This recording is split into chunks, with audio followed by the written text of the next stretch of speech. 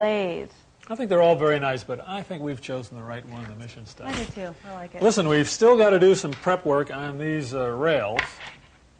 You're right. I'm going to go prepare for the curve. Terrific. The taper jig is a very handy device that permits us to cut the taper on the table legs on the table saw. Now, as you can see, it's widely adjustable here for a variety of tapers. Our plans, however, call for 2 degrees, so we're going to clamp it down right there. Another nice thing about the taper jig is, as you can see, it acts as a push stick, and we're going to catch our stock right on this little knob right here. Now, we're all set up to make this cut, so we put our stock in place against the stop, put our guard down, and we're ready to go.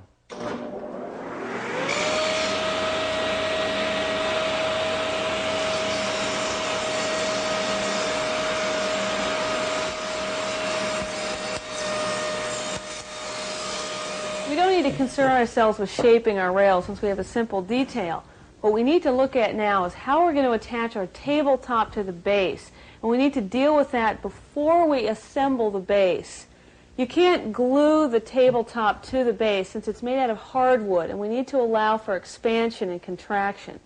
So there are a couple other ways to go.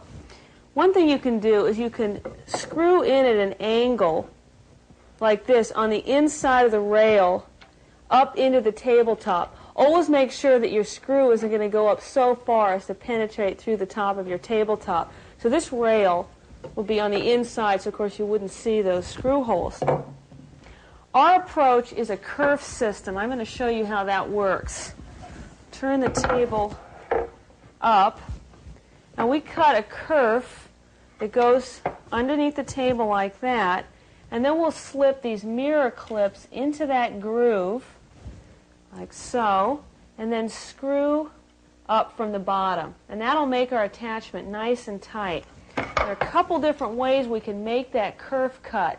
You can use a router with a straight bit, or on a table saw, cut that slaughter groove with a dado. And Les is going to show you how to do that now. Okay, we're all set to make our dado cuts. But I want you to take a look at this table saw before we do that. It looks a lot different than it did before because we've taken the guard off. Now, the reason for that is the dado is one of the few cuts that we can't use the guard for at all. And the reason for that is that after we pass this board through, we're not going to end up with 2 pieces of wood. We're just going to have 1 piece of wood with a groove in it. So we can't use that guard. That means we have to be a little extra careful. Now, you can see this red insert on the table saw. That means danger. Keep your hands away from there because that blade doesn't know the difference between wood and meat. We don't want to get hurt. So we're going to use that.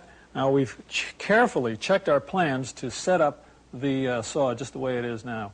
We know that we want 5/16 of an inch between the blade and the fence. We know we want a 3/8 inch deep groove, so the blade protrudes exactly 3/8 of an inch above the table. And we know we need that groove to be 1/8 of an inch wide. Our plans show that. And we're fortunate in that the regular table saw blade does that for us. So I think we're all set to make this cut. See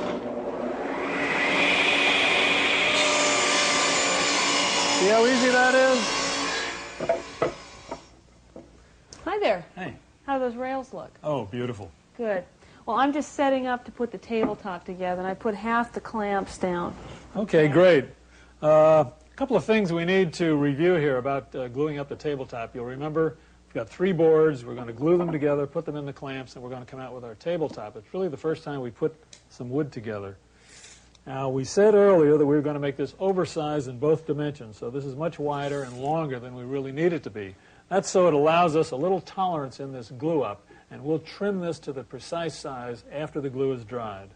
Another thing we have to be very careful about in doing this glue up is that we have jointed these edges here. That's so there'll be no little spaces here between the boards, and in fact, if we do this right and get a little bit lucky, these glue lines will absolutely disappear. Another thing that's very important in arranging these boards is that the annular rings will be alternating here. And as you can see, we've got the annular rings on the middle board going like that, and on the other 2 boards they go like this. That is so that any warping or cupping that might take place over the years will cancel itself out and the tabletop will stay nice and flat. We're going to hold the whole piece together with using wood glue. And here's a bottle for you. Thank you. This is carpenter's glue. We're using yellow glue, which we recommend. This glue is so strong that oftentimes the glue joint will be stronger than the wood itself. The important thing about gluing is that you want to make sure that you spread your glue evenly across the entire joint and also on both sides. Okay, so you ready to start gluing here? Sure. First thing I do is run a bead down the edge. And once you start the gluing process, you want to keep it going pretty quickly. The glue doesn't set up. Then I spread it evenly across the joint. I want to cover that entire joint, but avoid getting it on the surface. So I've got enough glue, but not too much. Okay, that's looking good. Okay, in case you're wondering what this strange-looking paper is, it's wax paper to ensure that the top part of our clamps don't become an integral part of the table. And you can see how these clamps work now. They go on just like that. Got it? Good. And when we clamp down here, when we screw down here, you can see that the screwing action is squeezing the boards together, and at the same time, the cross pieces here of the clamps are putting force in this way and holding this whole sandwich together. And this is going to be a beautiful glue-up. These clamps are perfect for this, aren't they? Oh, absolutely. I love them. Yeah. I love them. Look at that. That's just as flat as a pancake. We're not going to have to do very much sanding or work on this tabletop after it's finished at all. And we don't have to really kill ourselves in screwing this down. We just want a good, we can see how the way that glue is squeezing out there that we've got enough pressure on there. Once the glue is set up a little bit, we'll scrape away as much as we can using a sharp chisel. The rest will have to be sanded later on. Okay, this looks perfect. We're getting a great little squeeze out here, and that means that the pressure is just right on the clamps. So what we're going to do is we're going to wait till the glue sets up just a little bit, not so long that it's hard, and then scrape it away using a putty knife or a glue scraper. Now we're going to put this aside and let it dry nice and tight for about 24 hours. Oh, great. That means we're all set for step 4, which is assembling the frame. You got it. Wonderful. Okay, let's put it back here. As we put together our legs and our rail, what we want to do is create a very strong joint. So what we're going to do that is we're going to put a couple of dowels in between that run between the leg and the rail. Now you want to look at your plans, and your plans will specify the size of dowels that you need, how deep they go, and their position. Now see, this is, you can get a clear idea right here where half the dowel goes into the leg and the other half goes into the rail. We start with one side. I've got the rail right here in the clamp. So what I'm going to do is I put the dowel jig onto the end of the rail. Now because our piece is 3.5 inches wide, we've got plenty of room to drill the 2 holes that we need for both our dowels.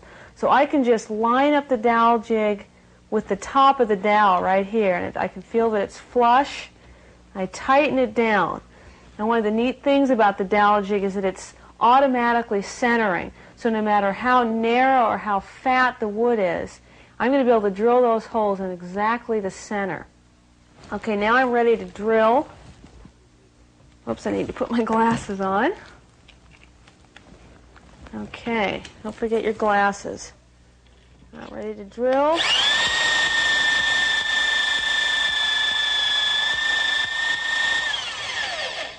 Alrighty, now the reason I stopped right here, because I want you to notice this blue piece of tape. The blue piece of tape acts as a depth gauge for me, so that I know that I'm drilling in just slightly below half of the length of this dowel, so that it's going to go halfway into the rail and halfway into the leg, and I allow for a little extra space for some glue down there. Okay. Now I'll get the second hole.